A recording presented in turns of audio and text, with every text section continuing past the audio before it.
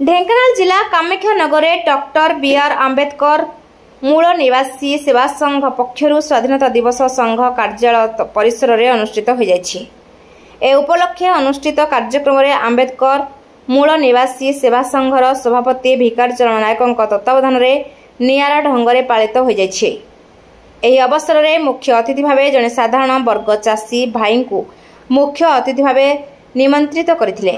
एथिरे संघर समस्त सदस्य और बुद्धिजीवी माने उपस्थित रही जातीय संगीत गान करने सहित जातीय पताका उत्तोलन करी त्रिरंगा पताका को सम्मान जणाइथिले। आंबेडकर मूल निवासी सेवा संघर सभापति तांकर वक्तव्य कहिथिले कि किपरि इंग्रेज कबलरू देश को किपरि स्वाधीन करथिले और महापुरुष माने निजर देश पई बलिदान देई अखंड भारत गढ़िथिले। आपन परिचय आपन को परिचय रवि कुमार सामल आरभोर क्लर एसोसिएशन सभा प्रेसिडेंट अच्छी कामानगर। कौन कहे आज ये जो स्वाधीनता दिवस पालन होती मुख्य अतिथि भाव से विषय कौन कह आज हूँ आम भारत वर्षर 79तम स्वाधीनता दिवस 1947 मसीहा अगस्ट 15 तारिख में आम भारत स्वाधीन होता। जो महामनुष्य माने ये भारत को स्वाधीन करी आमको से स्वाधीनता स्वाद चखई थे से आज ये नहांती से देहांत होती से आमर पूज्य पिता महात्मा गांधी सरदार वल्लभ भाई पटेल आमर जवाहरलाल नेहरू नेताजी सुभाष चंद्र बोस और बीआर आंबेडकर होती आमर संविधान मूल मंत्र जहाँद्वारा कि से भारत संविधान को एमती भाव गढ़ी जोटा कि छाड़ी संविधान के रहीपर ना।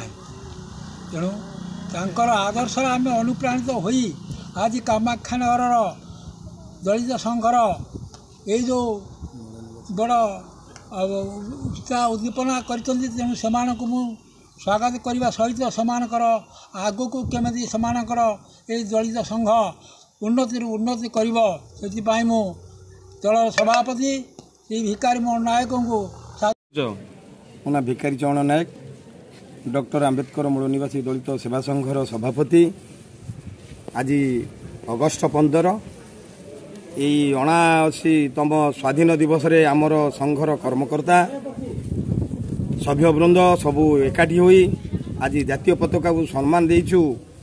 आमर जड़े चाषी जड़े बड़ चाषी भाई को वृद्ध सी 85 वर्ष आज आमर से अतिथि को आमर संघ सभ्य शुणी देखी बहुत गर्वित करिसंती। सी बेसी दूर नुह से यही आखपाखर अतिथि भाव में पाई आम संघ गर्वित हो। ढेंकानाल जिला प्रतिनिधि सरोज कुमार साहू को रिपोर्ट प्रयाग खबर।